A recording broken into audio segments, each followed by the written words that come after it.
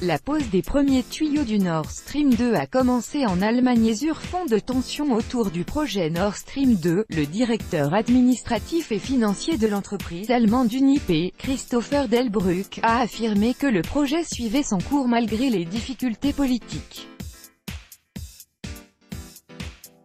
Christopher Delbrück, directeur administratif et financier de l'entreprise allemande Unipe, l'un des partenaires européens de la société russe Gazprom, a commenté l'état des travaux du Nord Stream 2.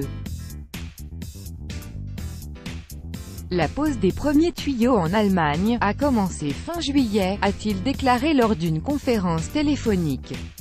Le service de presse de l'opérateur du projet Nord Stream 2 AG a précisé à Sputnik que les tuyaux étaient soudés à bord du navire Castor Odyssey, puis qu'ils étaient transportés à bord à l'aide d'un treuil pour les relier à la partie maritime du nouveau gazoduc.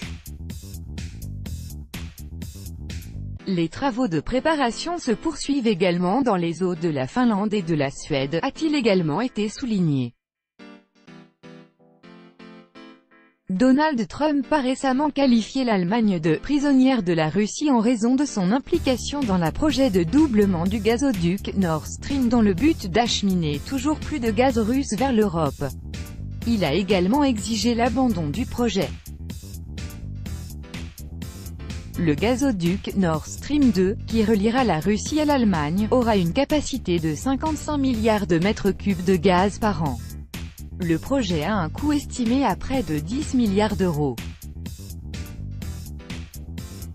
Les partenaires de Gazprom dans le projet sont Engie, OMV, Shell et deux sociétés allemandes, BASF et Unipe.